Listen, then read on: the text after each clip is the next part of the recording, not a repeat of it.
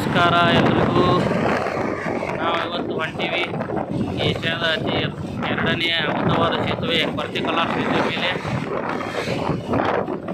ನೋಡಿ ಸೇತುವೆ ಯಾವ ಥರ ಇದೆ.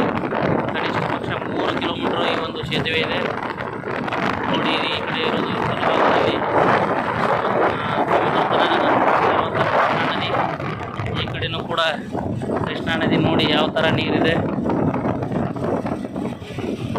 ಈ ಒಂದು ಸೇತುವೆ 1997ರಲ್ಲಿ ಕೃಷ್ಣಾ ನದಿ ಮತ್ತು ಘಟಪ್ರಭಾ ಮಲಪ್ರಭಾ ನದಿಗಳು ಏನು ಕೂಡಲ ಸಂಗಮದಲ್ಲಿ ಕೂಡಿ ಆಲಮಟ್ಟಿ ನೀರಿನಲ್ಲಿ ಮುಳುಗಡೆ ಆದವು ಈ ಊರುಗಳು. ಆವಾಗ ಈ ಒಂದು ಪೂಲು ಅಸ್ತಿತ್ವಕ್ಕೆ ಕೊಂಡಿತ್ತು. ಅಲ್ಲಿಂದ ಇಲ್ಲಿವರೆಗೂ ಕನಿಷ್ಠ ಪಕ್ಷ ಒಂದು 30 ವರ್ಷಗಳ ಕಾಲ ಈ ಒಂದು ಸೇತುವೆಯನ್ನು ನಿರ್ಮಾಣ ಮಾಡಿ ಇಲ್ಲಿ ಸೇತುವೆ ಮೇಲೆ ದಿನಂಪ್ರತಿ ಸಾವಿರಾರು ದ್ವಿಚಕ್ರವಾಹನಗಳು ಮತ್ತು 4 ಚಕ್ರವಾಹನಗಳು ಕೂಡ ಅಡ್ಡಾಡ್ತಾವೆ.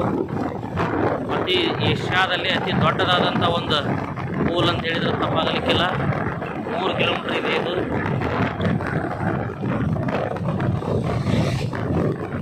ಬೆಳಗಿ ಮತ್ತು ಕೋಲಾರ ಬಸವನ ಬಾಗೇವಾಡಿ ತಾಲೂಕುಗಳನ್ನು ಸಂಪರ್ಕಿಸುವಂಥ ಏಕೈಕ ಸೇತುವೆ ಇದು.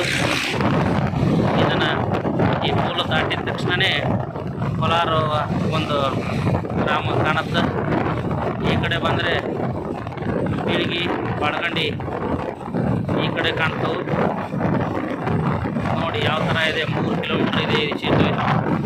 ಎಲ್ಲರೂ ನೋಡಿ ಪ್ರಕಾಶ್ ದೇಸಾಯಿ ಅನ್ನುವಂಥ ಒಂದು ಚಾನಲನ್ನು ಸಬ್ಸ್ಕ್ರೈಬ್ ಮಾಡಿ, ಬೆಲ್ ಬಟನ್ ಒತ್ತಿ, ಶೇರ್ ಮಾಡಿ, ಲೈಕ್ ಮಾಡಿ.